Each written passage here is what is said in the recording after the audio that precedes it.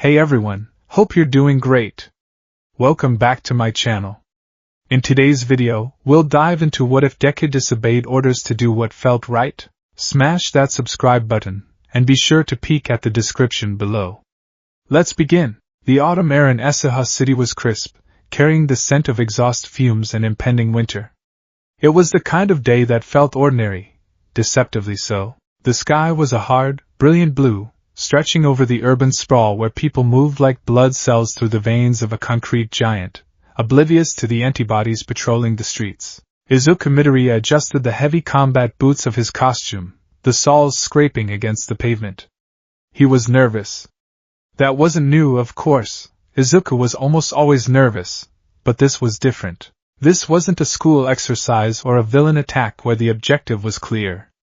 This was the real world.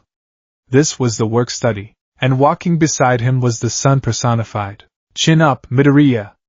Mirio Togata's voice boomed, cutting through the ambient city noise. The third-year student, Lemillion, walked with a stride that ate up distance, his cape fluttering despite the lack of wind. You've got a face like you're about to take a calculus exam. Relax, we're just doing rounds. Patrol is about presence. Izuku startled, straightening his posture. All right. Sorry, Togata-senpai. It's just... Sir Night Eye acts so intense. I feel like I'm walking on eggshells every time I'm in the agency. Mirio laughed, a hearty sound that drew smiles from passing civilians. Sir is strictly business, that's true. He values efficiency and foresight above all else. Humor is a foreign language to him, but he's fluent in results.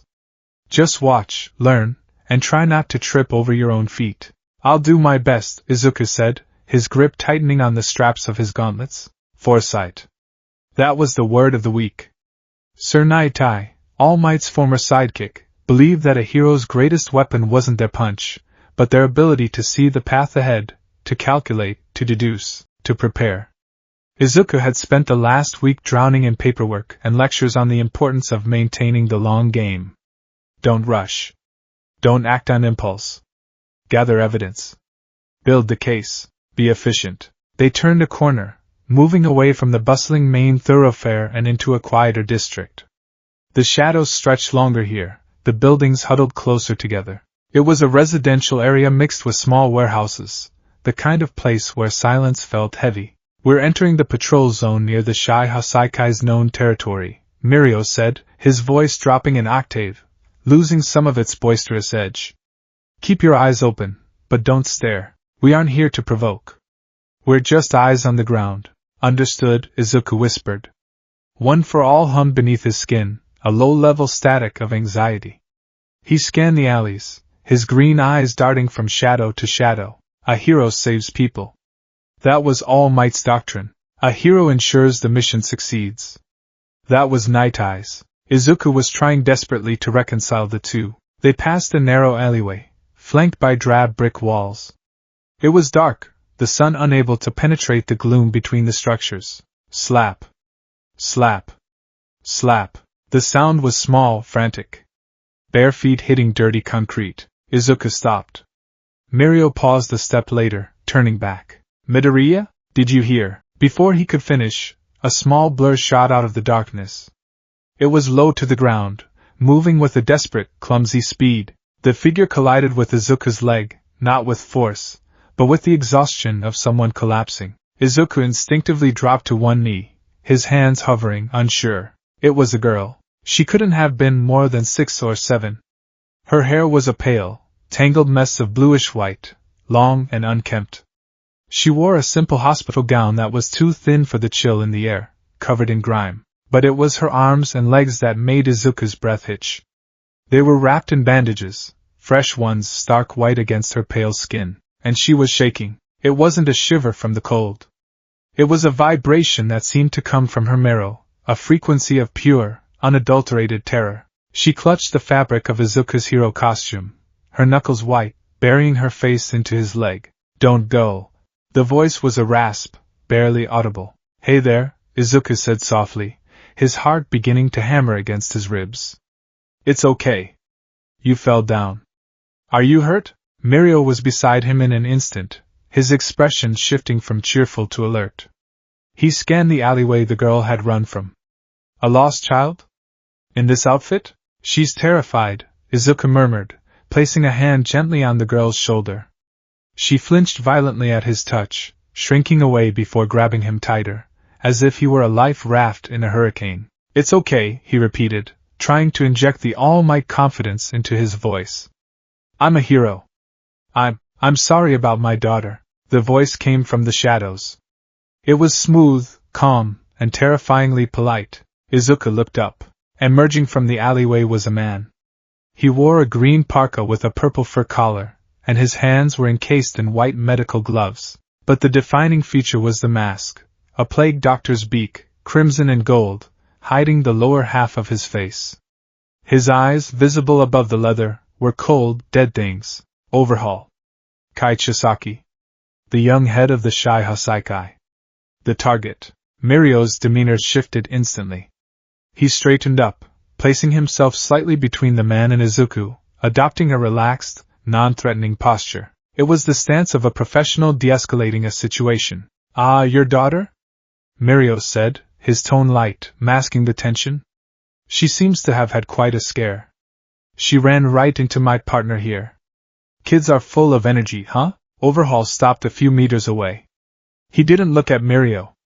His eyes were fixed on the girl clinging to Izuku. She has a habit of playing rough and getting hurt, Overhaul said. He adjusted his glove, a subtle, fastidious movement. I was scolding her, and she ran off. She's difficult. He extended a hand. Come here, Eri. At the sound of her name, the girl, Eri, convulsed. Izuku felt it. It wasn't just fear. It was a physical reaction, like an electric shock. Her grip on his pants tightened so hard he could feel her fingernails through the reinforced fabric. She didn't move toward the man. She pressed herself harder into Izuku, burying her face so deep it looked like she was trying to merge with him. She's not playing, Izuku thought. The realization washed over him like ice water. Those bandages. The way she flinched. The way he looks at her. She doesn't seem to want to go, Izuku said.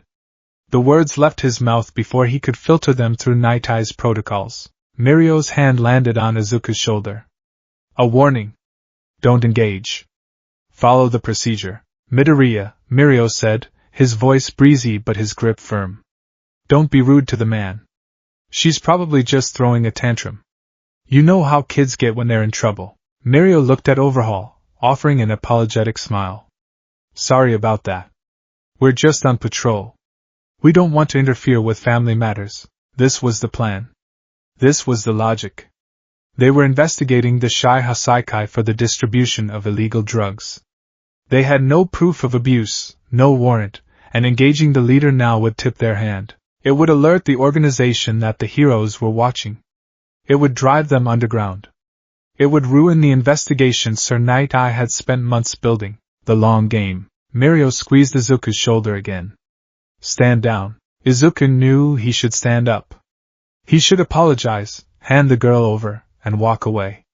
He should go back to the agency, report the sighting, and let Night Eye add this data point to the web of evidence. That was what a pro would do. That was what a smart hero would do. He began to lift his hand to guide Eri back to the man. No, it was a whimper. A tiny, broken sound against his leg. Izuku looked down. Eri raised her head.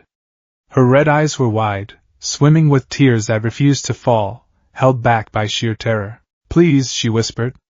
Don't go. Izuku froze. He saw the bandages on her arms again. He saw the bruising peeking out from under the hem of her sleeve.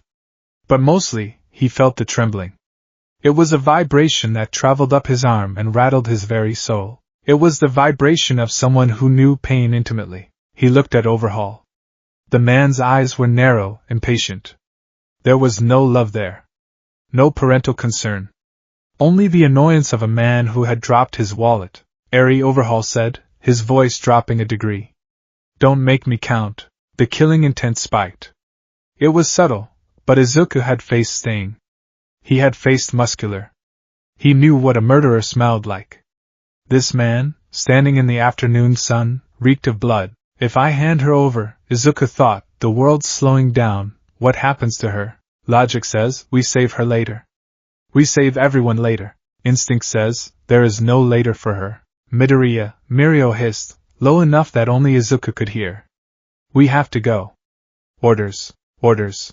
Do not engage. Do not alert the target. Wait for the right moment. Izuku looked at Eri's hands. They were so small. Meddling where you don't belong is the essence of being a hero. The memory of All Might's voice crashed into the logic of Sir Nightai's instructions like a freight train. Izuku stopped trying to peel Eri off his leg. Instead, his hand moved. He scooped her up. It happened fast. One motion.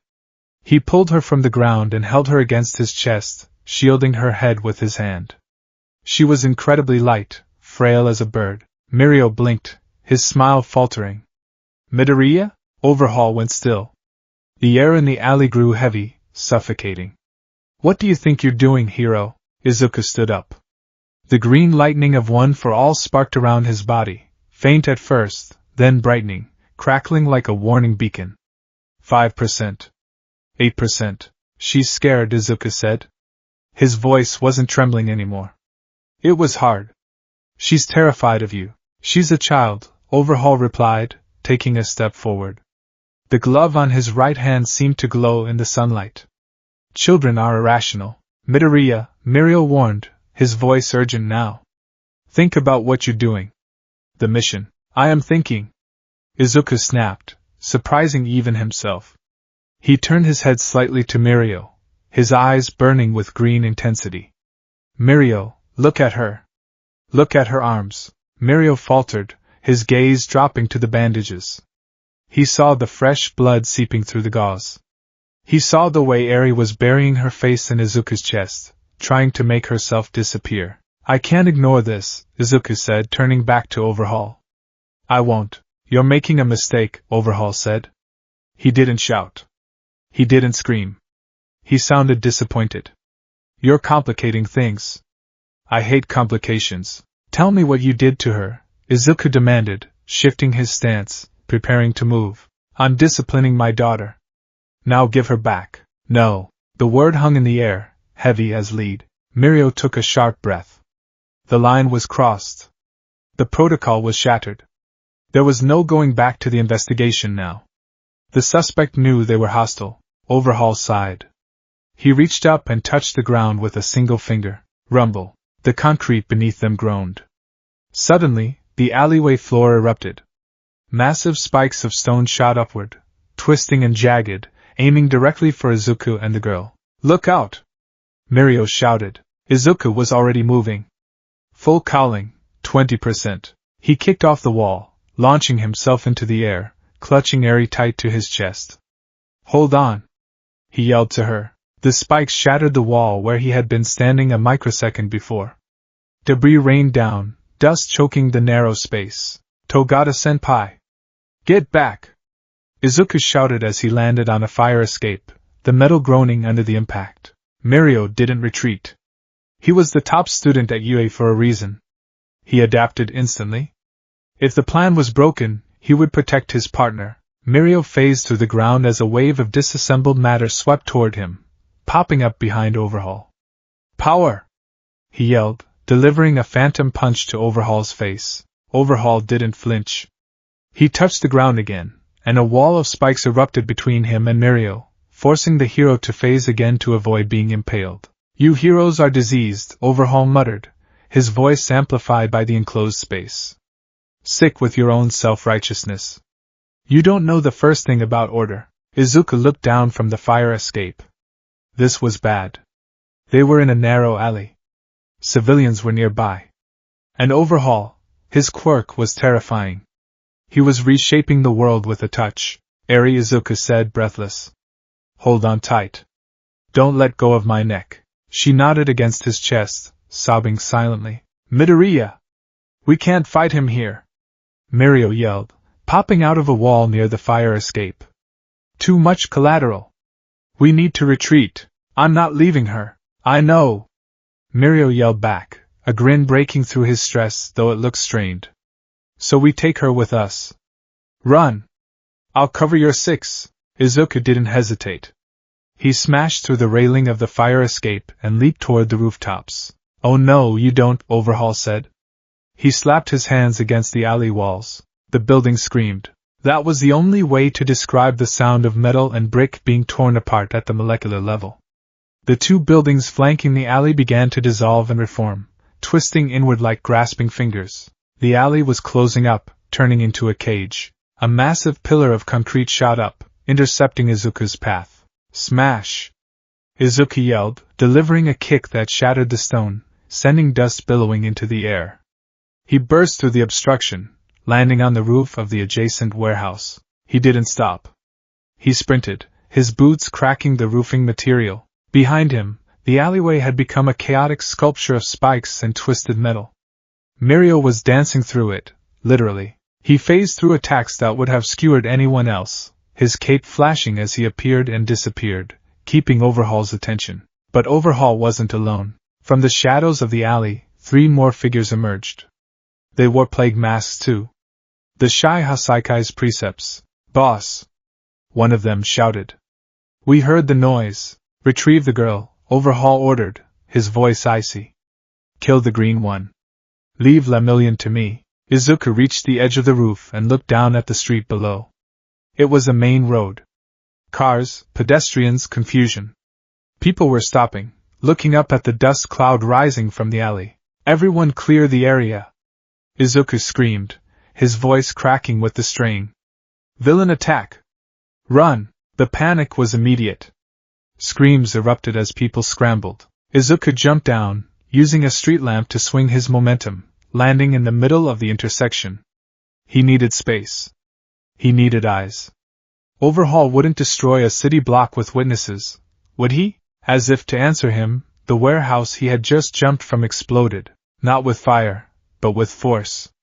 The entire front wall disassembled, turning into a wave of stone sharks that surged into the street. Overhaul stepped out of the dust, walking on a floating platform of reconstructed debris. He looked like a demon rising from hell. "You have infected my operations," Overhaul said, his voice carrying over the screams of the crowd. "You have touched what is mine with your filthy hands." Izuku stood his ground, one arm wrapped around Eri, the other raised in a guard. His heart was pounding so hard he thought it might burst. He had broken the rules. He had destroyed the element of surprise. He had endangered civilians. Sir Nighthawk was going to exile him. He might lose his license. He felt Ares shaking against him. "I'm sorry," she whispered. I'm sorry. Don't apologize," Izuku said, gritting his teeth. One for all flooded his legs. "You have nothing to be sorry for." Mirio burst from the ground next to Izuku, panting slightly. His gym uniform was torn at the shoulder. "He's fast," Mirio said. "And his reaction time is insane. He can disassemble anything he touches." "Midoriya, if he touches you." "I know," Izuku said. "Game over. We need to get her to the agency," Mirio said, his eyes scanning the gathering crowd of henchmen dropping from the rooftops. "I'll make a path. You run. Don't look back." "But, I'm the upperclassman!"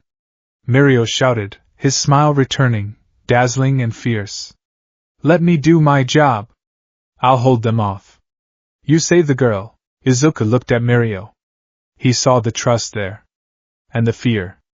Mirio knew how bad this was. "Okay," Izuku said. "Go!" Mirio launched himself forward, diving into the pavement, and shooting up underneath the wave of stone sharks, shattering them with a powered punch. "Power!" Izuku turned and ran. He activated full cowling at 15%, the pain in his bones a dull throb he ignored. He sprinted down the center of the street, weaving between abandoned cars. "Don't let him escape." Overhaul's voice was a roar now. Spikes of asphalt shot up in front of Izuku. He leaped, bouncing off the side of a bus, twisting in the air. A massive hand made of fused streetlights swung at him. He ducked under it, feeling the wind of the impact. This isn't a patrol anymore, Izuku realized as he landed and kept running. This is a war. He risked a glance back. Mirio was a blur of motion, fighting 3 of the precepts and Overhaul simultaneously. He was incredible. But Overhaul was reshaping the entire intersection. The environment was his weapon. Izuku felt a pang of guilt sharp enough to cut. He had left Mirio behind. He had started this fight. No, he told himself, tightening his hold on Eri. I didn't start this. He did. He looked down at the girl. She had stopped crying. She was staring at him, her eyes wide with shock. She had never seen anyone fight for her before. She had never seen anyone say no to Overhaul. What's your name? Izuku asked, breathless, vaulting over a barrier. Eri, she whispered. I'm Deku, he said. And I promise, he's never going to touch you again. A siren wailed in the distance. Police. Back up. But ahead of him, the road suddenly rippled. Izuku skidded to a halt. A massive wall of concrete rose up, blocking the street. Standing atop it was a massive figure, one of the 8 bullets, a giant man whose quirks seemed to be size enhancement. Boss says you don't go anywhere. The giant roared. Izuku looked back. Overhaul was gaining on them, riding a wave of reconstructed matter, leaving a battered Mirio behind in the dust. Trapped. Eri, Izuku said, his voice steady despite the chaos. I need you to close your eyes and cover your ears. Why? Because I'm going to have to be a little loud. Izuku took a deep breath. He channeled one for all. Not 5%. Not 20%. He needed to break the wall. He needed to clear the path. Night Eye said to be efficient. Night Eye said to have foresight. My foresight says if I don't punch this guy, we die. Detroit. Izuku's arm glowed with red veins. The pressure mounted. The air around him screamed. Smash! He punched the air. The wind pressure alone hit the concrete wall like a cannonball. The barrier shattered. The giant villain was blown backward, tumbling down the street like a ragdoll. The windows of the nearby buildings blew out. The path was clear. Izuku bolted through the dust cloud. He didn't see the look on Sir Night Eye's face, who had just arrived at the scene 3 blocks away, watching the plume of smoke rise into the sky. He didn't see the news helicopters circling overhead, broadcasting the image of a UA student fleeing with a hostage while the streets of Esuha City turned into a battlefield. All he saw was the safety of the police line in the distance. All he felt was the small, trembling heartbeat against his chest. And for the first time since receiving One for All, Izuku Midoriya didn't feel like he was chasing All Might's shadow. He didn't feel like a vessel. He felt like a hero. But as the adrenaline began to fade and the reality of the destruction set in, a colder thought crept into his mind. He had disobeyed a direct order. He had exposed a covert operation. He had caused massive property damage. The battle for Eri was just beginning. But the battle for his future as a hero had just become a lot more complicated. We made it, Izuku gasped, stumbling toward the flashing lights of the police cruisers. Officers were running toward him, guns drawn, confused. Hero! One officer shouted. Identify yourself. Deku! Izuku yelled, skidding to a halt, his legs trembling now. Yui hi! I have a civilian! She needs protection.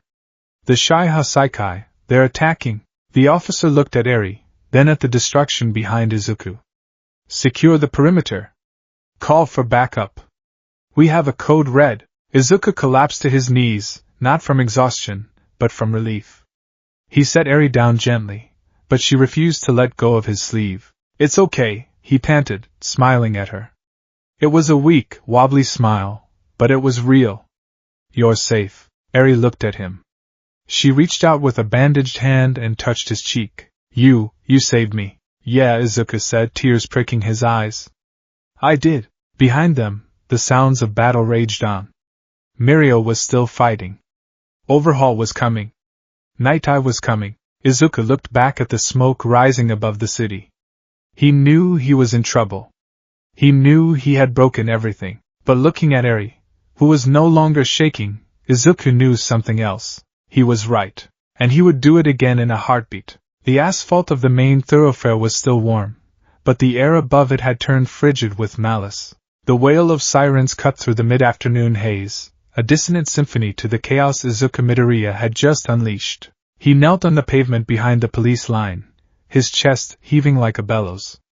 Every breath scraped against his throat, tasting of copper and dust. His arms were wrapped protectively around Eri, who was curled into a ball so tight she seemed to be trying to implode. Stay back! A police officer screamed, waving his service pistol with trembling hands. "Do not cross the line!" Across the decimated street, emerging from the cloud of pulverized concrete like a phantom, stood Overhaul. He wasn't running. He wasn't even breathing hard. He stood atop a grotesque wave of fused street lights and pavement, his green parka fluttering in the wind.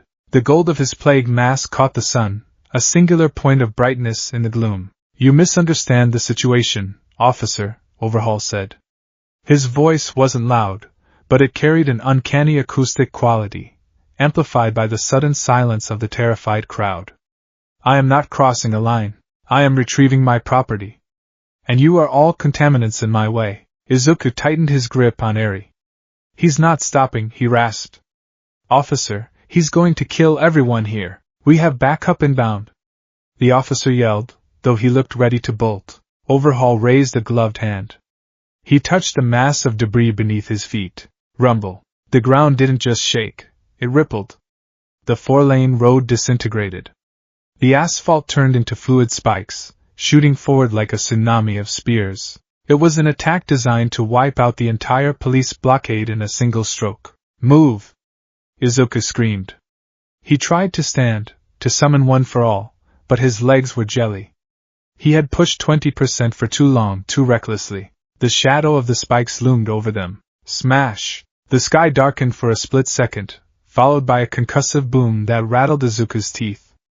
A massive shape slammed into the ground between the police and the wave of spikes. Dust billowed outward in a ring. Through the haze, a colossal, scaled tail whipped around, shattering the asphalt spears before they could impale the officers. A dragon. We heard the distress call. A voice boomed, deep, resonant, and female. The dust cleared to reveal the dragoon hero, Ryukyu. Her massive claws dug into the road, her wings spread wide to shield the civilians and police. Standing on her back, looking fierce and ready, were Nijire Hado and Achiko Uraraka. "Deku-kun!" Uraraka shouted, leaping from the dragon's back and activating her gravity quirk to float debris away from the police. "Are you okay?" Izuku felt a wave of relief so potent it almost made him pass out. "Uraraka!" "Ryukyu!" Overhaul stopped. His eyes narrowed behind the mask. He looked at the massive dragon, then at the sirens approaching from the north and south. He looked at the chaos he had caused in broad daylight. "Ryukyu," Overhaul muttered, sounding more annoyed than afraid.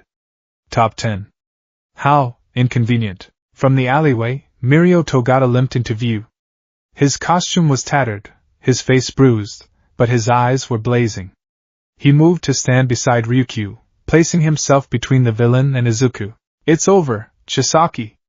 Mirio shouted, using the villain's real name, a signal that the investigation was blown wide open. "You're outnumbered. Surrender!" Overhaul looked at Mirio, then at Izuku, and finally at Eri, who peeked out from Izuku's arms with wide, terrified eyes. "Surrender?" Overhaul scoffed. He reached into his pocket and pulled out a small, red capsule. He didn't use it. He just held it up. "We are not done, heroes. You have stolen something very delicate. And when you break delicate things, the pieces tend to cut you." He slammed his hand onto the ground again. A massive wall of concrete shot up, 30 feet high and 3 feet thick, creating a barrier between him and the heroes. "Retreat!" Overhaul's voice echoed from behind the wall.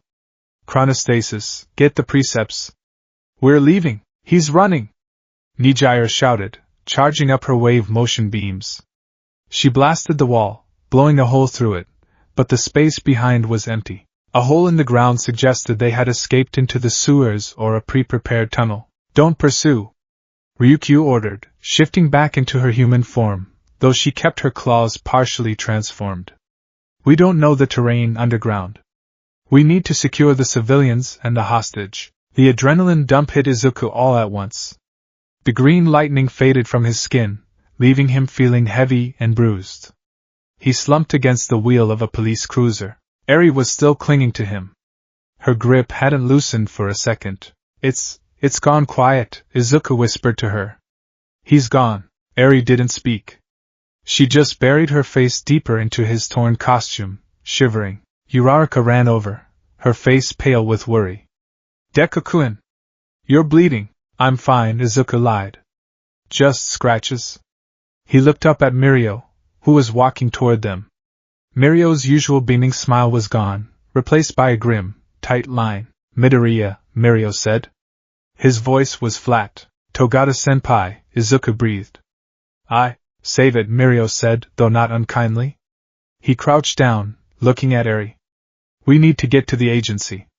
Now. Sir is going to be waiting. The mention of Night Eye sent a chill through Izuku that had nothing to do with the autumn wind. He had saved the girl. He had done the right thing. So why did he feel like he was walking to his execution? The ride to the Night Eye agency was suffocating. They were in the back of an armored police transport. It was cramped, smelling of stale sweat and vinyl. Izuku sat on one bench, Eri on his lap. Mirio sat opposite them. A paramedic was trying to clean the cuts on Eri's arms, but every time the woman got close, Eri flinched violently and kicked out. It's okay, Izuku murmured, waving the medic off. Let me do it. Just give me the disinfectant. The medic hesitated, then handed him the wipes and bandages. She's in deep shock, Hiro. She needs a hospital. She needs to feel safe first, Izuku said quietly. He took the wipe. Eri? I'm going to clean your arm. It might sting a little. Is that okay? Eri looked at him. Her red eyes were vast pools of trauma. She slowly extended her arm. The bandages Overhaul had put on her were sloppy, hasty things. Underneath, the skin was raw. Injection marks. Bruises. Old scars overlapping new ones. Izuku felt a surge of nausea. What has he been doing to her? He cleaned the wounds gently. Eri hissed, a sharp intake of breath, but she didn't pull away. She watched his face, studying him like he was a strange new species. Why? She whispered. Izuku paused, tape in hand. Why what? Why did you pick me up? Her voice was so quiet it was barely audible over the hum of the engine. He said I break people. He said if I leave, everyone dies. Mirio looked up from the floor, his expression pained. He lied, Izuku said firmly. He finished wrapping the bandage and looked her in the eye. You don't break people, Eri. You needed help. That's what heroes do. We help, but the man in the cape. Eri looked at Mirio. He wanted to leave me. The air in the van vanished. Mirio flinched as if he'd been slapped. He opened his mouth, but no sound came out. His hands, resting on his knees, clenched into fists so tight the knuckles turned white. Mirio started, his voice cracking. He looked at the little girl, then at Izuku. The confident, shining Lemillion was gone. In his place was a student who had made a calculation and gotten the wrong answer. I thought it was the best way to save you properly later. I was wrong. Togata-senpai didn't want to leave you, Izuku interjected quickly, desperate to bridge the gap. He was trying to make sure we could save you without getting you hurt in the crossfire. We just had different ideas on how to do it. Eri didn't seem to understand the nuance. She just leaned back against Izuku's chest. You didn't let go, she mumbled. You're warm. Izuku wrapped his arms around her. I'm not going to let go. Mirio turned his gaze back to the floor. The silence stretched, filled only by the rumble of tires on asphalt. Sir is going to be furious, Mirio said eventually, his voice hollow. I know, Izuku replied. He had a plan, Midoriya. A massive, multi-agency operation. We were mapping their distribution routes. We were tracking the trigger. By engaging Overhaul today, we blew the cover off everything. I know, Izuku repeated. The Hasaikai will go to ground. They'll scrub their servers. They'll move their assets. We might never find the source of the drugs now. I know! Izuku snapped. The sudden volume made Eri jump, and he immediately rubbed her back soothingly. I know, Togata-senpai. I know the logic. I know the stakes. He looked at Mirio, his green eyes hard. But look at her. Mirio looked. He saw the trembling child, the bandages, the way she clutched Izuku's shirt like it was the only solid thing in the universe. If we left her, Izuku said softly, we might have built a perfect case. We might have arrested Overhaul in a month. But what would have been left of her by then? Mirio didn't answer. He closed his eyes and leaned his head back against the wall of the van. I don't know, Midoriya. I really don't know. The Night Eye Agency was usually a place of quiet, intense industry. It was an office that prized precision. Jokes were mandatory, but they had to be funny. Reports had to be filed on time. The floor was always polished. When the doors opened, the atmosphere was funereal. Bubble Girl and Centipede were at the front desk, phones pressed to their ears, frantically coordinating with the police and the Hero Commission. When they saw Izuku and Mirio enter, flanked by Ryukyu and the police escort, they stopped. Bubble Girl's eyes went to Eri. Is that the asset? A cold voice cut through the room. Sir Night Eye stood at the top of the stairs leading to his office. He was immaculate in his suit, his glasses gleaming under the fluorescent lights. He didn't look like a man in the middle of a crisis. He looked like a judge delivering a death sentence. Bring the girl to the medical bay, Night Eye ordered. Isolate her. We need to check for trackers and pathogens. Midoriya. Togata. My office. Now, 2 medical personnel in hazmat suits stepped forward, reaching for Eri. Come on, sweetheart, one of them said, reaching out with gloved hands. Eri screamed. It was a high, piercing shriek of pure panic. She scrambled up Izuku's body, wrapping her legs around his waist and her arms around his neck, burying her face in his shoulder. No! No! Don't touch me! No! Sir, we need to Deku, the medic started. Back off! Izuku barked. The entire lobby froze. Izuku Midoriya, the stuttering intern, the boy who bowed too much, had just barked an order at agency staff. Izuku glared at the medics. She's terrified of people in medical gear. Look at what Overhaul was wearing. You're triggering her. Night Eye walked down the stairs, his steps deliberate and heavy. He stopped 2 meters from Izuku. He towered over the boy. Midoriya, Night Eye said, his voice dangerously calm. This is not a nursery. This is a hero agency dealing with a biohazard threat. That girl is the center of a criminal conspiracy involving quirk-destroying drugs. We follow protocol. She's a child. Izuku countered, his voice shaking but his resolve holding. She's not evidence. She's a victim. I'm not letting you drag her off to an isolation cell when she's shaking this much. Night Eye's eyes narrowed behind his lenses. You have already done enough damage for one day. Do not presume to give orders here. I'll take her, Ryukyu stepped in. The Dragoon hero's presence was commanding. She placed a hand on Izuku's shoulder. Sir Night Eye, the boy is right. The trauma is fresh. Forcing separation now could cause a quirk outburst.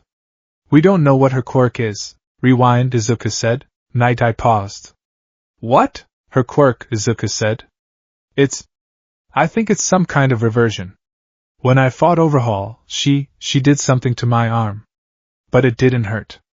It felt like going back. Night Eye processed this information instantly. Quirk-destroying bullets. Rewind.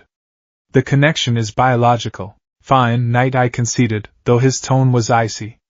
Take her to the secure guest room on the 2nd floor. Midoriya, you stay with her until she is calm. Then you come to my office. Do not make me wait. Night Eye turned on his heel and walked back up the stairs. Mirio. With me. Mirio gave Izuku a look, a mix of apology and warning, and followed his mentor. It took an hour to calm Eri down. The secure guest room was nicer than a cell, but barely.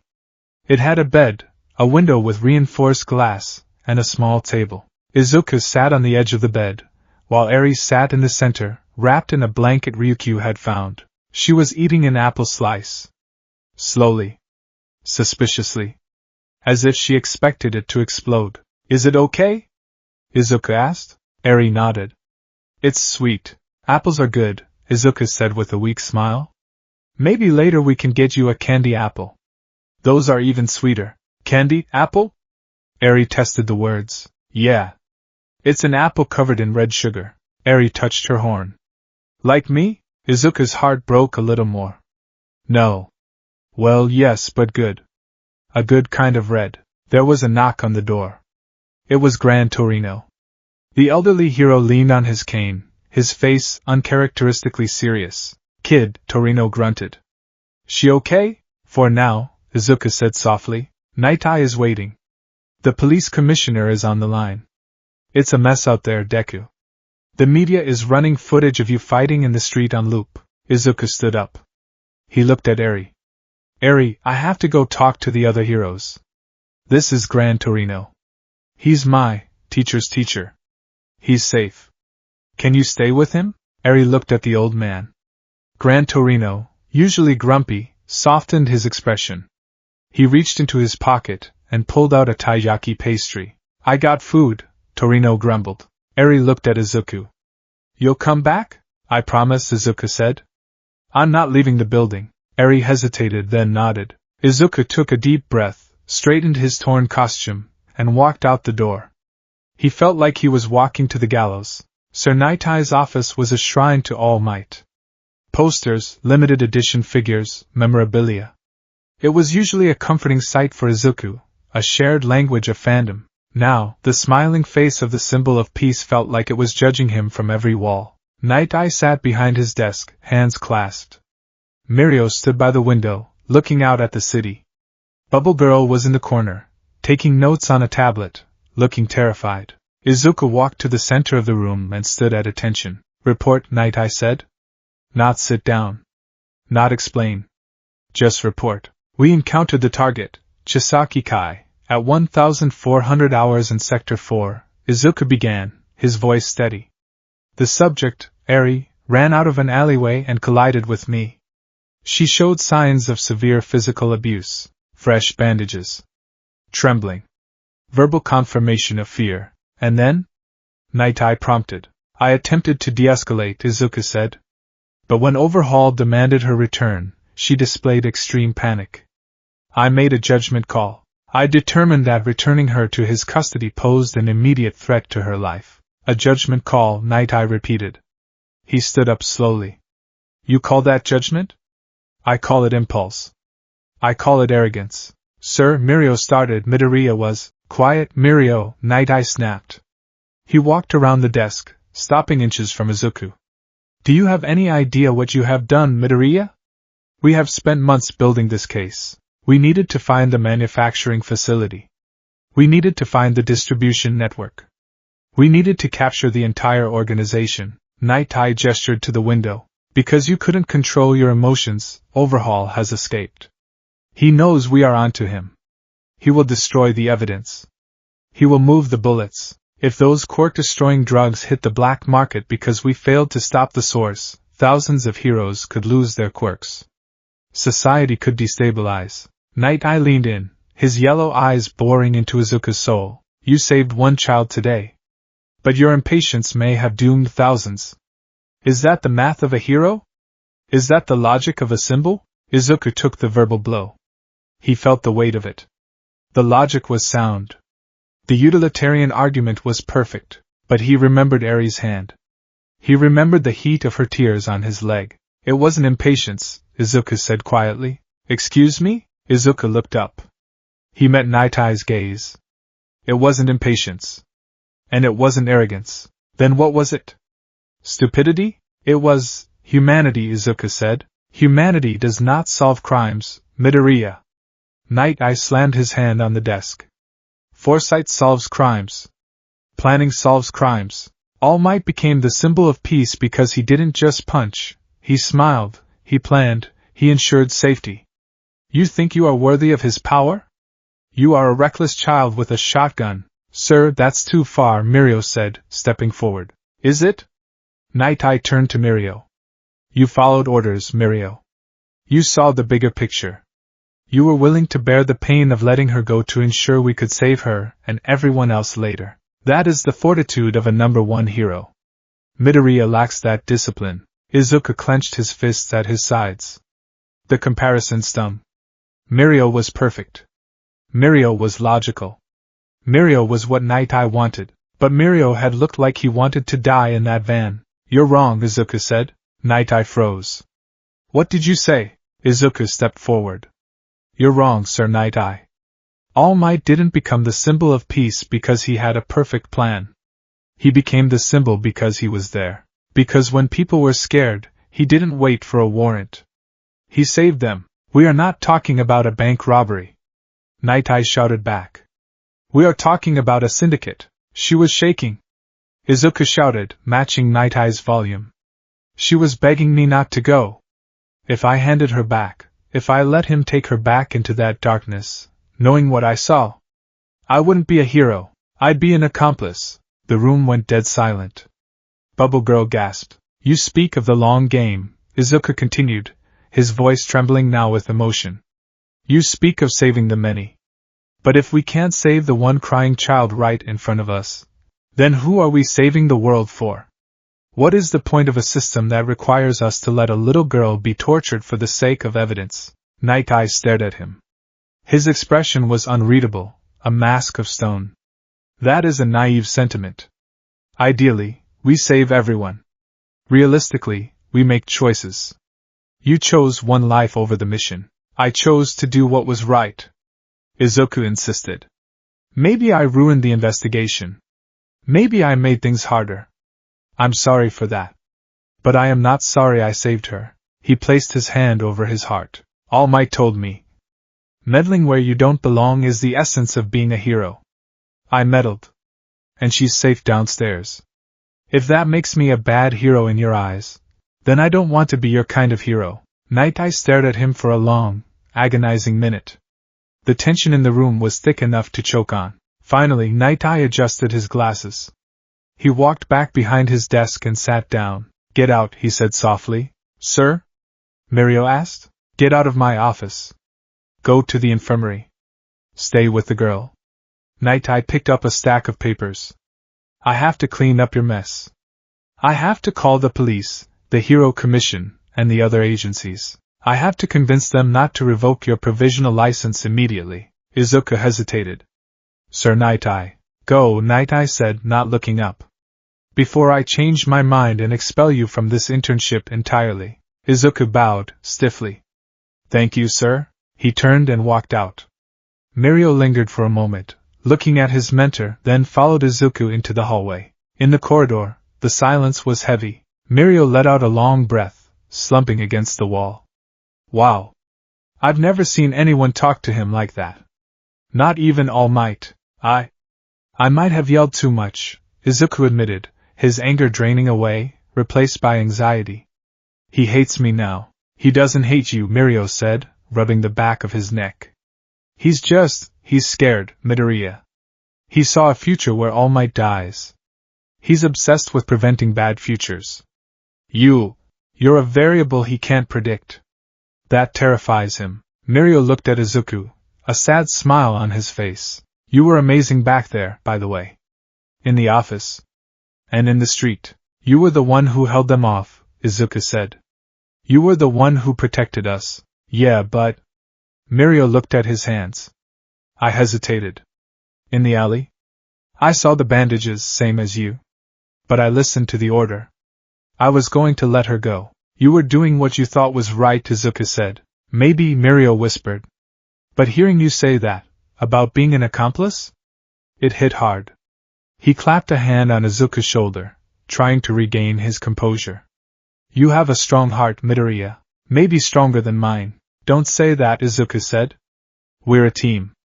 We saved her together. Yeah, Mirio nodded, though the doubt lingered in his eyes. Together, they walked back toward the secure room. As they approached, they saw Aizawa, Eraserhead, standing outside the door, talking to Gran Torino. Aizawa-sensei? Izuku asked. Aizawa turned. He looked tired. More tired than usual. He wore his hero costume, scarf loose around his neck. Problem child, Aizawa sighed. I can't leave you alone for a week, can I? I'm sorry, sensei, Izuku said, bowing his head. I caused a lot of trouble. You did, Aizawa agreed. The principal is on the phone with the commission right now trying to keep you from getting suspended. You broke protocol, engaged a villain without backup, and destroyed public property. Izuku braced himself for the scolding. However, Aizawa continued, Gran Torino tells me the girl has severe signs of quirk experimentation. Yes, Izuku said. Aizawa looked at the door. If you had left her, we might not have gotten another chance. Logic is important, Midoriya. But logic has blind spots. Today, your irrationality saved a life. Izuku looked up, surprised. Sensei? Aizawa placed a hand on Izuku's head. It was a rare gesture of comfort. Don't get used to it. You're on thin ice. But good work. Izuku felt tears prick his eyes again. Thank you, now Aizawa said, his tone shifting back to business. Go in there. The girl has been asking for Deku every 30 seconds. It seems you're the only one she trusts. Izuku nodded. He opened the door. Eri was sitting on the bed where he had left her. She had finished the apple. When she saw him, her face lit up, not with a smile, but with a look of profound relief. You came back, she whispered. I told you I would, Izuku said, sitting beside her. Is the scary man gone? Which one? Overhaul? The one with the glasses, Eri said. Izuku huffed a small, dry laugh. Yeah. He's busy. He won't hurt you. Eri looked down at her hands. The man with the mask. He said he's coming back. He always comes back. Izuku took her hand. It was still small, still scarred, but it wasn't shaking as much. Let him come, Izuku said, a newfound steel in his voice. He thought about the war that was coming. He thought about Nightai's predictions. He thought about the thousands of people who might be at risk because of his choice. He felt the weight of it all. The weight of a life. The weight of the world. But looking at Eri, safe and warm in the blankets, Izuku knew he could carry it. Let him come, Izuku repeated. We'll be ready. The Nightai Agency was a fortress of glass and concrete, designed to project an image of transparent, unshakable order. But as the sun began to dip below the horizon, casting long, bruised shadows across the city of Esuha, the atmosphere inside was anything but orderly. It was a pressure cooker, the lid rattling, threatening to blow. Sir Nightai's office had been converted into a war room. The usual pristine minimalism was gone, replaced by a chaotic spread of maps, holographic displays, and dossiers. Detective Tsukachi Naomasa sat at a temporary desk, phones ringing incessantly around him. His usually crisp trench coat looked rumpled, and dark circles were already forming under his eyes. Next to him stood Gran Torino, the diminutive veteran hero leaning on his cane, his expression grim. The media blackout is holding for now, Tsukachi said, hanging up a phone and immediately picking up a tablet. We've spun the narrative as a gas main explosion and a subsequent villain containment operation. But social media is leaking videos of the fight. People saw the spikes. They saw the dragon. And they saw a UA student running with a child. It won't hold, Nightai said. He stood by the window, staring out at the darkening street. His posture was rigid, his hands clasped behind his back so tightly the knuckles were white. Chisaki, Overhaul, is not a common thug. He is meticulous.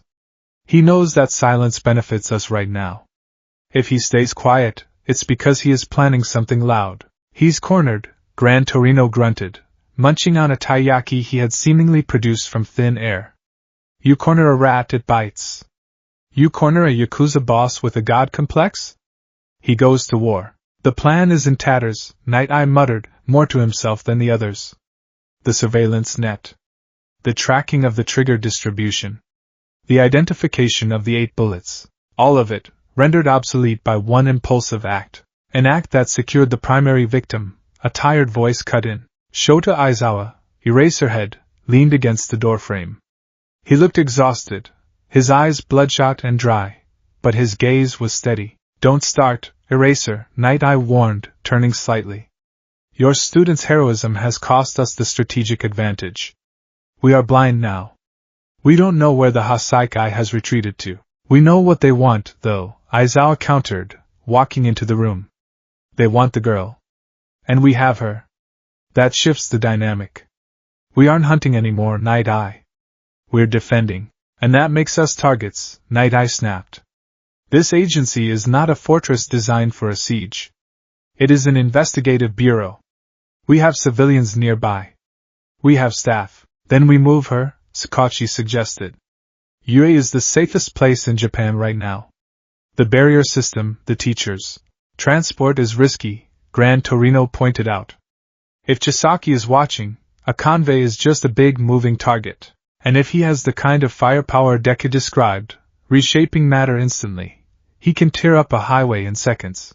Nightai walked back to his desk, adjusting his glasses. We need to know what we are dealing with. The girl. Eri. Has she said anything? She's barely speaking, Aizawa said. Midoriya is with her. He's the only one she doesn't treat like a bomb about to go off. Night Eye sighed, a sound of deep frustration. Keep her secure. I have Centipeder and Bubble Girl scouring the city's underground channels. We need to find where Chisaki went. Until we know his location, we are sitting ducks. There's something else, Tsukachi said, his voice dropping. We intercepted a signal about 20 minutes ago, an encrypted burst from a burner phone in the warehouse district to a known frequency used by brokers. Brokers? Gran Torino asked. Jiren's frequency, Tsukachi said. The broker for the League of Villains. The room went dead silent. The temperature seemed to drop 10 degrees. If Overhaul joins forces with Shigaraki. Aizawa started, leaving the horrifying implication hanging in the air. They hate each other, Night Eye said dismissively. The Yakuza view the League as chaotic upstarts. The League views the Yakuza as relics. An alliance is illogical. Desperation makes for strange bedfellows, sir, Aizawa said quietly. And Chisaki just lost his life's work. He's not thinking about logic anymore. He's thinking about retrieval. Down the hall, inside the secure guest room, the world was smaller, quieter, and infinitely more fragile. The room was dim, lit only by a bedside lamp. The air smelled of antiseptic and the faint, sweet scent of the apple slices on the tray. Eri sat in the center of the bed, knees drawn up to her chest. She was wearing a pair of oversized pajamas Bubble Girl had bought from a nearby store, soft, pink, with a cartoon cat on the front. They looked absurdly normal on her, contrasting sharply with the bandages that wrapped her arms and legs, and the haunted look in her red eyes. Izuku Midoriya sat in a chair next to the bed. He was still in his hero costume, though he had removed the heavy gauntlets and the metal respirator. His green jumpsuit was torn at the shoulder, stained with dust and grime. He knew he should shower, change, maybe sleep. But every time he moved toward the door, Eri's breathing would hitch, and her eyes would dart around the room in panic. So he stayed. Are you warm enough? Izuku asked softly. Eri nodded. She stared at her hands, tracing the line of a bandage. The man in the glasses. He's angry, she whispered. Izuku winced. Sir Night Eye? He's strict. He worries a lot. But he's a good hero. He wants to keep people safe. He's angry at you, Eri clarified. She looked up at him. Because of me. Izuku leaned forward, resting his elbows on his knees. Eri, listen to me.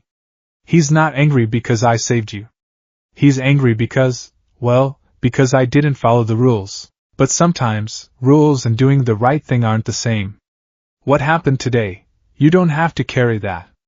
It's not your fault. It is, she said. The conviction in her voice was terrifying. It wasn't a question. It was a stated fact of her universe. It's my quirk. It's cursed. No quirk is cursed, Izuku said automatically. Mine is, she insisted.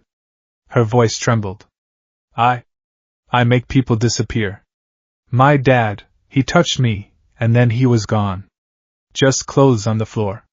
And Chisaki, he says I break things. He has to take me apart, and put me back together to get the poison out. If I stay here, I'll break you too. I'll break everyone. Tears began to spill from her eyes again, hot and fast. That's why I ran back, she sobbed. In the alley? I didn't want him to hurt you. I thought if I went back, he wouldn't kill you. But you grabbed me. Izuku felt a lump in his throat the size of a fist. He reached out, his hand hovering near her. Can I hold your hand, Eri? She hesitated, looking at his hand like it was a weapon she might accidentally trigger. Then, slowly, she placed her small, scarred hand in his. Your quirk isn't a curse, Izuku said, squeezing gently. Do you remember in the subway tunnel? When the ceiling was falling? My arm, it was broken. Badly, Eri flinched. I did that. No, Overhaul did that, Izuku corrected quickly. But then you touched me. And the pain, it just went away. My arm went back to how it was before. You didn't break me, Eri. You fixed me. You saved me. Eri stared at him, her mouth slightly open. I saved you? Yes. You have a power that can heal. That can rewind the bad things that happen. Overhaul. He was using it wrong. He was using it to hurt. But that's him, not you. Izuku smiled, and for the first time that day, it felt genuine. You're not cursed, Eri. You're just a little girl who's been told a lie for a very long time. And I'm going to prove it to you. The door creaked open. Izuku looked up to see Aizawa entering. The teacher closed the door softly behind him. He looked at Eri, then at the chair in the corner. Midoriya. A word. Izuku stood up, reluctant to let go of Eri's hand. Sensei, I'm not asking you to leave the room, Aizawa said. He dragged the other chair over and sat down, keeping a respectful distance from the bed. He looked at Eri. Hello, Eri. My name is Aizawa. I'm a teacher at Deku's school. Eri blinked. School? Yes. Where people learn to use their powers safely. Aizawa turned his gaze to Izuku. You've been in here for 3 hours, Midoriya. You haven't eaten. You haven't reported to your mother. I can't tell Mom, Izuku said quickly. She'd worry too much. She's watching the news, Midoriya. She's already worried. Call her later. Aizawa sighed, rubbing his temples. I just came from the briefing. Night Eye is difficult. But he's not entirely wrong. Izuku stiffened. I know I broke protocol. You did, Aizawa agreed.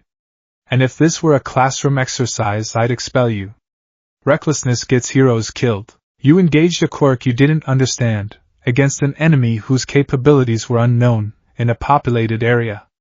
You got lucky. Aizawa's eyes flashed red for a second, not activating his quirk, but emphasizing his intensity. But Aizawa softened his tone.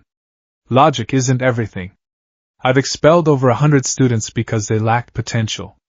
They lacked the drive. You have never lacked drive, Midoriya. Today, you saw something Night Eye missed because he was looking too far ahead. You saw the person right in front of you, Sensei. However, Aizawa raised a finger. Saving someone isn't just about grabbing them and running away. That's the easy part. The hard part is what comes next. Look at her. Izuku looked down at Eri. She was watching Aizawa with wide eyes. She is traumatized, Aizawa said bluntly. She has been conditioned to believe her existence is a sin. You took her from her cage, Midoriya. Now you are responsible for her. You can't just hand her off to the police and go back to class. You started this. You have to see it through. I will, Izuku vowed. I won't leave her side. Good. Because things are about to get much worse. Aizawa stood up. Overhaul isn't going to let this go. And neither is the Hero Commission. You're going to be under a microscope. One slip up, and your license is gone. Understood? Yes, sir. Aizawa turned to leave, but stopped at the door. Mirio is outside. He wants to come in, but he can't bring himself to open the door. Izuku's heart sank. Togata-senpai. Talk to him, Aizawa said. He needs it just as much as she does. 5 minutes later, the door opened a crack. Mirio Togata peeked in. He wasn't wearing his costume anymore. He was in a tracksuit, his arm in a sling. His face was washed, but the bruising around his eye was darkening to a deep purple. Hey, Mirio said, his voice unusually quiet. Togata-senpai. Izuku stood up. Come in, please. Mirio stepped inside. He looked at Eri. He froze. The last time he had looked at her properly, really looked at her, was in that alleyway. When he had made the calculation. When he had decided that her pain was a necessary price for a clean victory. Shame, hot and heavy, washed over him. He was supposed to be Lemillion. The man who would save 1,000,000 people. And he couldn't even save one little girl when she asked him to. Eri looked at him. She didn't shrink away this time. She looked at his sling. You're hurt, she said. Mirio forced a smile. It was the hardest smile of his life. Ah, this? It's nothing. Just a little scratch. I've had worse from tripping over my own cape. He walked over, keeping his movements slow. He knelt down so he was eye level with her. Eri-chan, Mirio said. I wanted to say I'm sorry. Eri tilted her head. Sorry? In the alley, Mirio said, his voice thick. I hesitated. I scared you. A hero isn't supposed to make people sad, they're supposed to make them smile. And I failed at that. But you fought, Ares said softly. The green lightning, and you? You fought the bad men. You stopped the spikes. Midoriya started it, Mirio said, glancing at Izuku with a look of profound respect. I just tried to keep up. You're both heroes, Ares decided. She reached out and awkwardly patted Mirio's uninjured shoulder. Thank you? Mirio Togata, the strongest student at UA, burst into tears. He buried his face in his hands, his shoulders shaking. I'm sorry, he sobbed. I promise, I'll never hesitate again. I'll protect you. I swear it. Izuku put a hand on Mirio's back. We're in this together, senpai. For a moment, in that small room, there was peace. A fragile, weeping kind of peace. But outside, the storm was gathering. Sector 9. The abandoned subway tunnels. The Shy House Saikai had many safe houses, but Overhaul preferred the underground. It was fitting. There were the rats in the walls of Hero Society, gnawing at the foundations. But this wasn't a calculated retreat. This was a route. Kai Chisaki, Overhaul, paced the length of the damp concrete maintenance room. His coat was gone, replaced by a fresh black shirt. He wore new gloves. He had disassembled and reassembled himself 3 times since the fight to purge the filth of the heroes from his skin, but he still felt dirty. Boss, Chronostasis, Kurono said, stepping out of the shadows. We've secured the perimeter. But we lost 3 precepts. The police have the warehouse district locked down. Irrelevant, Overhaul spat. What about the assets? We have the serum, Kurono said, holding up a metal briefcase. The 5 completed bullets. And the experimental batch. 5, Overhaul laughed, a cold, dry sound. 5 bullets. We were supposed to have thousands. We were supposed to bring the Hero Society to its knees. We were supposed to make the Yakuza the only power that mattered again. He slammed his fist into the wall. The concrete warped and twisted, turning into a spike that impaled a rotting wooden crate. That girl. Overhaul hissed. She is the key. Without her body, without her blood, we can't make more. The production line is dead. We should lay low, Kurono suggested. Move to the secondary base in Osaka. Wait for the heat to die down. Wait. Overhaul turned on him, eyes blazing. If we wait, Night Eye will analyze the data. He'll find the distribution routes. He'll freeze our accounts. And Eri, she'll be in EA, or Tartarus, or some other impenetrable hole. Her quirk will be studied. Maybe they'll find a way to neutralize it. Or worse, she'll learn to control it. He paced again. No. We have a window. A very small window. They are regrouping at the Night Eye Agency. They think they've won a skirmish. They think we're running. We are running, Kai, Kurono said. We don't have the manpower for a siege. The Hasaikai is strong, but against Night Eye, Ryukyu, and the UA reinforcements? It's suicide. We don't have the manpower, Overhaul agreed. He reached into his pocket and pulled out a burner phone. But there are those who do. Kurono's eyes widened. You're not calling them. They owe me, Overhaul said. Or rather, they want what I have. He dialed the number. It rang twice. Speak, a raspy voice answered. Shigaraki Tamura. It's Overhaul. Hung up, Shigaraki said. I don't talk to dead men walking. Saw the news. You got your ass kicked by a high schooler. Embarrassing. I have the bullets, Overhaul said quickly. Silence on the other end. The ones that destroy quirks, Overhaul continued. I have 5 of them. Finished. Permanent. I'm listening, Shigaraki said, his tone shifting from bored to predatory. I need your assets, Overhaul said. I need the Noma. I need your vanguard. You want us to be your bodyguards? Pass, not bodyguards. An assault team. Overhaul's eyes gleamed in the dim light. The heroes have something of mine at the Night Eye Agency. I'm going to take it back. If you help me. I give you the bullets, all of them. You'd give up your leverage? Shigaraki asked, suspicious. I can make more, Overhaul lied. Once I have the girl back. But right now, I want those heroes dead. I want that green-haired brat disassembled piece by piece. Help me destroy them, and you get the power to erase All Might's legacy forever. There was a muffled conversation on the other end. The sound of Twice laughing. Toga giggling. We have a condition, Shigaraki said, coming back on the line. Name it. Toga and Twice want to play. And I want to see the show. We'll lend you the high-end we've been testing. And the chaotic ones. But don't think you're in charge, Yakuza. This is a partnership of convenience. If you bore me, I'll dust you.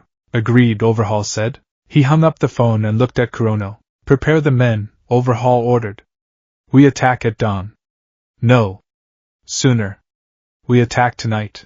Tonight? They'll expect us to lick our wounds, Overhaul said, adjusting his mask. They won't expect an army, the Night Eye Agency. 8 p.m. The lobby was bustling with activity.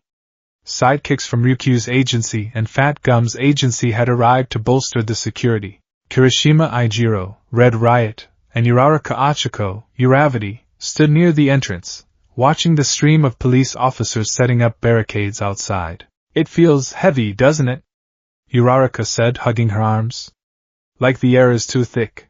Kirishima nodded, his usual toothy grin replaced by a frown. Yeah. I talked to Tamaki-senpai. He said Mirio is really broken up about it. And Midoriya hasn't come out of that room for hours. Do you think he did the right thing? Uraraka asked. Disobeying orders?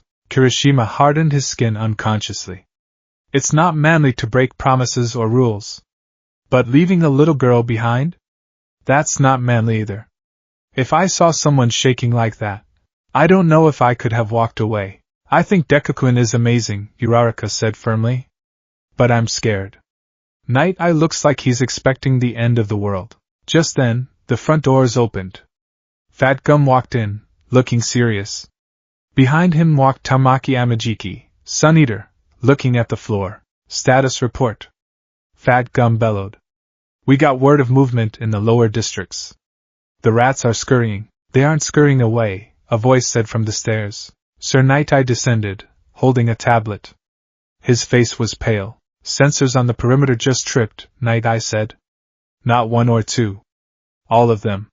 Simultaneous breaches in sectors north, east, and west. A coordinated attack? Ryukyu asked, stepping out of the conference room. From the Yakuza? Do they have the numbers? Not just Yakuza, Night Eye said. He tapped the screen, projecting a security feed onto the main wall monitor. The image was grainy, black and white night vision.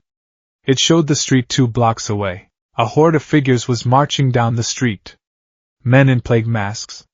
But flanking them were creatures that defied logic. Massive, hulking beasts with exposed brains. Noma. And leading them, skipping playfully, was a girl in a school uniform with messy buns. Beside her, a man in a full-body suit. The League of Villains, Kirishima gasped. Overhaul called in reinforcements, Aizawa said, stepping up beside Night Eye. He wrapped his capture scarf around his neck. This isn't a retrieval mission anymore. This is an invasion. Battle stations. Night Eye roared, his voice finally losing its calm veneer. Protect the girl. Do not let them breach the building. Boom. The front glass of the agency shattered inward. A massive, winged Noma crashed into the lobby, screeching a sound that scraped against the sole. It swiped a claw, taking out a pillar. They're here! Uraraka screamed. Upstairs, in the quiet room, the explosion shook the floor. Eri gasped, clapping her hands over her ears. He's here! He's here! Izuku stood up, moving instantly to place himself between Eri and the door. He pulled on his mask, the metal clicking into place. His eyes glowed green. Stay behind me, Eri, Izuku said, his voice dropping into a combat register. He could feel it. The malice radiating from below. The sheer number of enemies. Night Eye had been right. The investigation was over. The war had begun, and the target was right behind him. The glass of the Night Eye Agency lobby didn't just break. It exploded inward, a diamond hail driven by a force of nature. Izuku Midoriya felt the concussion in the floorboards 2 stories up. It was a vibration that traveled through his boots and settled deep in his marrow. In the secure guest room, the bedside lamp rattled against the table, casting frantic, dancing shadows against the walls. Eri gasped, A sharp intake of breath that sounded too loud in the sudden silence following the crash. She pressed her hands over her ears, curling into a ball on the bed. "It's him," she whimpered. "He's here." Izuku didn't waste a second. He grabbed his metal respirator from the table and snapped it over his face, the mechanical click signaling a shift in reality. He was no longer just a student or a comforter. He was Deku. "Get behind me," Izuku ordered, his voice distorted slightly by the mask. He moved to the door, placing himself between the girl and the hallway. One for all hummed beneath his skin, green lightning flickering like a faulty neon sign. 5%. 10%. He held it there, ready to spike. The hallway outside erupted into chaos. The heavy thud of running boots, the shouting of sidekicks, the blare of the emergency alarm, it all bled together into a symphony of panic. "Report!" Sir Nightie's voice boomed from the corridor, cutting through the noise. "Lobby breach!" Bubble Girl screamed, her voice shrill with terror. "It's a Noma! A high-end! And oh god, there are dozens of them! The street is swarming with Yakuza!" Izuku kicked the door open. "Sir!" Night Eye was sprinting down the hall, flanked by Mirio and Aizawa. The pro-hero looked haggard, his suit jacket gone, his sleeves rolled up. He stopped when he saw Izuku. "Midoriya!" Night Eye barked. "Get the girl. We are evacuating." "Evacuating?" Izuku asked, stepping out, shielding Eri with his body as she scurried behind him, clutching the back of his costume. "But the agency is fortified. If we go out there, this building is designed for investigation, not siege warfare," Night Eye snapped, adjusting his glasses which reflected the flashing red emergency lights. "The ground floor is already compromised. Ryukyu is holding the line, but she can't hold off Anomu and the Shy Hasaikai simultaneously in an enclosed space. The structure will collapse." "Where do we go?" Mirio asked. He was dressed in his hero costume now, though it was battered from the earlier fight. His cape was torn, but his eyes were clear. The hesitation from the afternoon was gone, replaced by a steely, frightening resolve. "Ueha," Aizawa answered, his capture scarf floating around his neck as if agitated by the static in the air. "It has the barrier system. It has the faculty. It's the only place in the city that can withstand an assault of this magnitude." "That's 10 kilometers away," Izuku said, his heart hammering. "Through the city. We have an armored convoy prepping in the underground garage," Night Eye said. "We move now. Mirio, you take point. Eraser, you're on suppression. Midoriya, you are the package carrier. Do not engage unless absolutely necessary. Your only job is to keep her attached to you." "Understood." They moved. It wasn't a run, it was a tactical sprint. They descended the rear stairwell, avoiding the main atrium where the sounds of battle were escalating.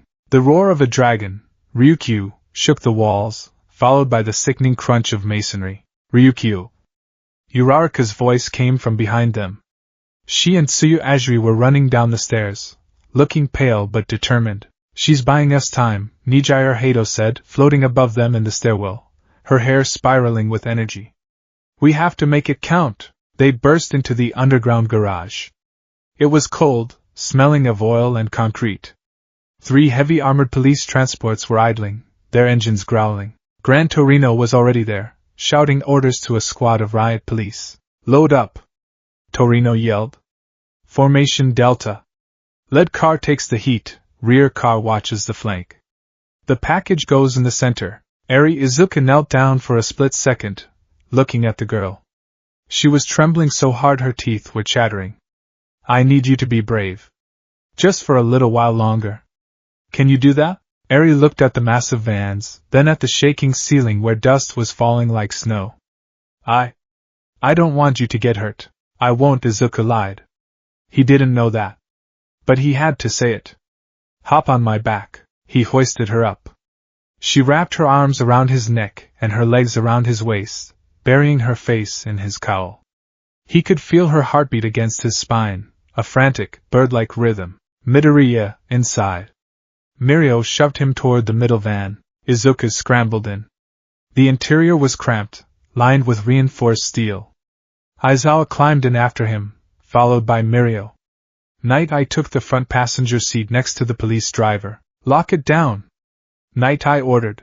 The heavy doors slammed shut, sealing them in darkness illuminated only by the dashboard lights and the green glow of Izuku's quirk. We are moving out, the driver shouted into his radio. Convoy is green. Repeat, convoy is green. The van lurched forward. They roared up the ramp and into the night. The city of Esuha was usually vibrant at night, a grid of neon and headlights. Tonight, it was a war zone. As the convoy burst from the agency's rear exit, Izuku looked out the bulletproof slit window. The scene was apocalyptic.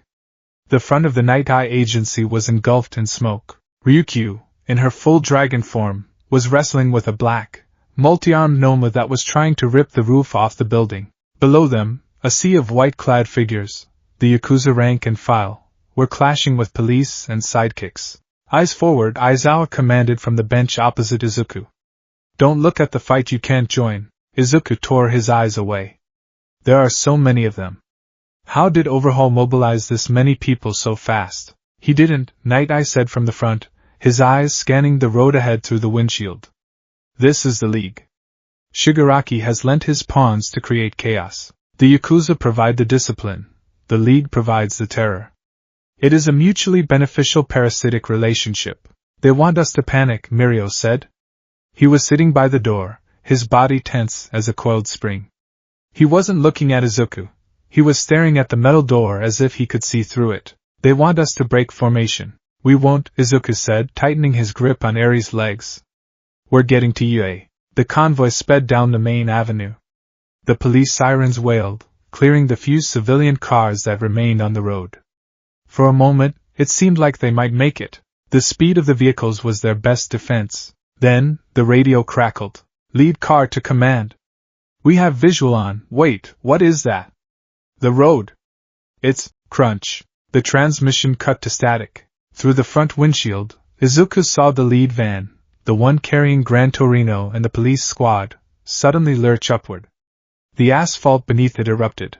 A massive wall of rock, shaped like a grasping hand, shot out of the ground and swatted the armored vehicle aside like a toy car. The van tumbled through the air, crashing into a storefront in a shower of sparks and glass. Evasive maneuvers! Night Eye screamed. The driver of their van wrenched the wheel to the left.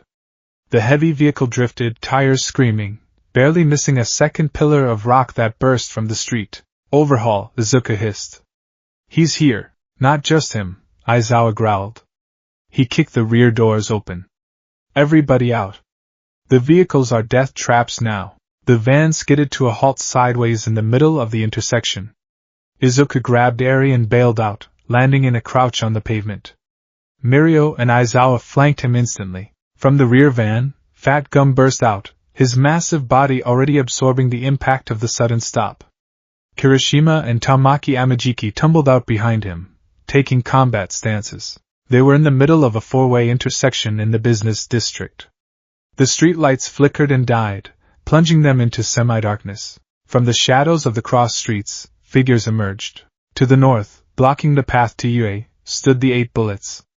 Rappa, the brawler, was cracking his knuckles, a manic grin on his face. Beside him were Tengai, the barrier user, and others Izuku recognized from the briefing files. To the south, emerging from the alleyways, were the League members. Twice, striking a pose. Toga, twirling a knife. Mr. Compress, tipping his hat, and standing on top of a floating platform of disassembled concrete in the center of it all was Overhaul. You run like rats, Overhaul's voice echoed, amplified by the silence of the standoff. But rats always end up in the trap. Formation! Night Eye shouted, stepping out of the van, holding his hyperdensity seals. Protect the asset. Fat Gum, take the rear. Ryukyu Agency, air support. Mirio, Eraser, Midoriya, center mass. It's a gauntlet, Mirio whispered. We have to push through them. Give her back, Overhaul said, pointing a gloved finger at Izuku. And I will only kill half of you. Not happening! Izuku yelled back. Full cowling flared to 20%.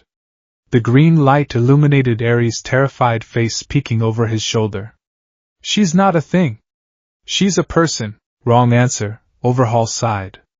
Kill them all. The street exploded into violence. It wasn't a duel, it was a brawl. Rappa charged first, a blur of motion. Ora ora ora! His fists, moving like pistons, slammed into Fat Gum. Red Riot, stick close! Fat Gum shouted, his body sinking under the blows but holding firm. I'll absorb the shock. You find an opening. Yes, sir! Kirishima hardened his skin to its maximum, his body becoming a jagged rock. I won't crack. Not today! On the flanks, Uraraka and Tsuyu were intercepted by Toga. Izuka-kun! Toga squealed, leaping over a police car, ignoring the gravity zeroing in on her. You look so cute all bloody. Let me see more. Achiko-chan, watch out. Tsuyu whipped her tongue, catching Toga's ankle and slamming her into a lamppost. But Toga twisted midair, slashing at the tongue and giggling. Focus! Aizawa shouted to his group. We are moving forward. Don't stop for anything. They began to run. A phalanx moving through hell. Aizawa was the tip of the spear. His eyes darted back and forth, erasing quirks instantly. A Yakuza thug tried to breathe fire, erased. Another tried to enlarge his arms, erased. Aizawa's capture weapon lashed out, knocking heads together, clearing a path. But he couldn't erase everyone. Lemillion! Aizawa shouted. Incoming at 3 o'clock. A massive wave of crystals shot toward them, the quirk of one of the bullets. Mirio didn't dodge. He stepped into the attack. Phantom Menace! He phased through the crystals, disappearing into the ground. He popped up instantly behind the crystal user, delivering a punch that carried the momentum of his ejection from the earth. The villain's eyes rolled back, and he crumpled. Mirio didn't stop to gloat. He turned, scanning the battlefield. He wasn't smiling. He wasn't posing. He was efficient. He was terrifying. Midoriya, keep moving! Mirio yelled, pointing to a gap in the enemy line. Izuku sprinted. The weight of Eri was nothing to One for All, but the psychological weight was immense. Every villain on the street was looking at him. Every attack was aimed at him. A knife flew past his ear. A blast of fire scorched his leg. Deku! Uraraka shouted from somewhere to his left. Above you! Izuku looked up. A Nomu, a smaller, white one, was diving from the rooftops, claws extended toward Eri. Smash! Izuku leaped, twisting his body to shield Eri, preparing to kick.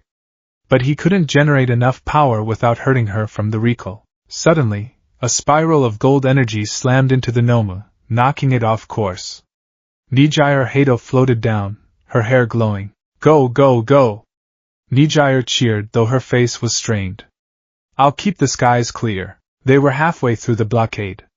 The path to Yue was visible in the distance, but Overhaul was done watching. So annoying, Overhaul muttered. He slammed both hands onto the pavement. The ground beneath the entire intersection groaned. This wasn't just spikes. This was total terrain manipulation. The road buckled, twisting like a wet towel. Buildings on either side began to lean inward. He's bringing the whole street down. Night Eye yelled. Scatter! The phalanx broke. It had to. The ground they were standing on ceased to exist, turning into a churning maw of concrete. Izuku jumped, bouncing off a falling chunk of masonry. He landed on a slab of asphalt that was tilting dangerously at a 45-degree angle. Eri, hold on! He looked around. The chaos had separated them. Fat Gum and Kirishima were isolated on the south side, fighting Rappa and Tengai. Ryukyu and the girls were pinned down by the flying Nomu and Toga. Aizawa was engaging 3 clones of Twice. It was just Izuku, Eri, and Mirio near the center, and standing directly in their path, on a stable pillar of reconstructed stone, was Overhaul. Behind Overhaul, the massive figure of Nemoto, the truth-teller, stood, gun drawn. And beside him, Chronostasis with his hair hands extended. No more running, Overhaul said. Mirio landed beside Izuku. He was panting slightly, sweat dripping down his nose. Midoriya. We can't go around him. He controls the terrain. We have to go through him, Izuku said, gritting his teeth. You can't, Mirio said. He looked at Izuku, his blue eyes intense. You have the package. If you engage, she gets hurt. You are purely defense today. But senpai, I will clear the path, Mirio said. I will be your shield. And your sword. When I make an opening you run. You don't look back. You get her to Yue. Togata-senpai, he can disassemble you with one touch. Izuku argued. He can't touch what isn't there, Mirio said. He tapped his temple. Prediction. I know his moves. I know his timing. I can do this. Mirio turned to face Overhaul. He took a deep breath. Come on, Overhaul! Mirio roared, his cape flaring. Let me show you why Yue is the best. Mirio launched himself. It was a display of skill that defied logic. Mirio vanished into the ground, reappearing behind chronostasis. Pow! A punch to the jaw took the assistant out instantly. Overhaul spun, lashing out with a wave of spikes. Mirio phased through them, the stone passing harmlessly through his chest. He solidified his leg inside the pillar, using the repulsion to launch himself like a rocket toward Overhaul. Too slow! Mirio yelled. He punched Overhaul in the face. The beak mask cracked. Overhaul stumbled back, blood dripping from his nose. You slippery little. Overhaul snarled, touching the ground. Spikes erupted from everywhere, floor, ceiling, walls. It was an omnidirectional death trap. Mirio danced through it. He was untouchable. He was a ghost haunting the villain. Punch. Phase. Kick. Phase. Uppercut. Now Midoriya! Mirio screamed. Go! Izuku saw the opening. Overhaul was off balance, distracted by the phantom pummeling him. Izuku charged. 20%. He moved like a green blur, but he had forgotten one variable. The League of Villains didn't play by the rules. And they didn't care about collateral damage. From the rooftops, a blue flame descended. Dabi. Burn, the villain drawled lazily. A wall of azure fire erupted between Izuku and the exit path. The heat was intense, searing the air instantly. Izuku skidded to a halt, shielding Eri's face from the thermal blast. Stuck in the middle, a voice whispered in Izuku's ear. Izuku spun around. Mr. Compress was there, reaching for Eri. Sleight of hand, Izuku reacted on instinct. He kicked out, forcing Compress back. But the distraction cost him his footing. The ground beneath him crumbled. Not from Overhaul's quirk, but from the decay spreading rapidly from a hand touching the concrete nearby. Shigaraki Tamura walked out of the dust, scratching his neck. He stood 10 meters away, watching with a bored expression. Game over, Shigaraki said. The street collapsed. It wasn't just a hole, it was a cavern. They were directly above the subway line. The ceiling of the station gave way under the weight of the battle and the decay. Midoriya! Mirio screamed, abandoning his assault on Overhaul to dive toward them. Izuku fell. The world turned into a tumble of darkness, concrete, and screaming metal. He wrapped his arms and legs around Eri, turning himself into a human roll cage. Detroit. Smash! He punched the falling debris above him to create an air pressure shield, deflecting the largest rocks. They slammed onto the subway tracks below. The impact was brutal. Izuku felt something crack in his ribs. Dust choked the air. The only light came from the sparks of severed electrical cables. Eri? Izuku gasped, coughing. Eri, are you okay? I'm okay, she whispered. She was crying again. You're hurt. I'm fine, Izuku wheezed, standing up. He looked up at the hole in the ceiling, 20 meters above. He could see the night sky, lit by blue fire and green dragon scales. But then, a shadow blocked the light. Overhaul floated down on a platform of debris, descending into the subway tunnel like a dark god. And behind him, climbing down the walls like a spider, was Shigaraki. Well, Shigaraki rasped, his red eyes glowing in the gloom. Looks like we have a private audience. Izuku backed up, realizing the situation instantly. The pros were stuck on the surface fighting the army. Mirio had tried to follow but was cut off by the collapse. It was just Deku. And Eri, trapped underground, with the leader of the Yakuza and the leader of the League. Give her to me, Overhaul said, stepping off his platform onto the tracks. And I will make your death quick. I want to see him crumble, Shigaraki countered, landing on a rusted subway car. Don't kill him too fast, Birdman. Izuku tightened his broken gauntlets. He felt the fear, cold and sharp. But he also felt the warmth of the girl clinging to his back. Eri Izuku whispered. Close your eyes. Why? Because, Izuku said, the green lightning surging, brighter and wilder than before. I'm going to have to go beyond my limits. He took a fighting stance. I am not giving her up. He roared, his voice echoing down the dark tunnel. Not to you. Not to anyone. Overhaul touched the ground. The subway rails twisted into serpents of steel. Shigaraki reached out, the metal of the train car turning to dust under his fingers. The siege of the Night Eye Agency was over. The battle of the underground had begun.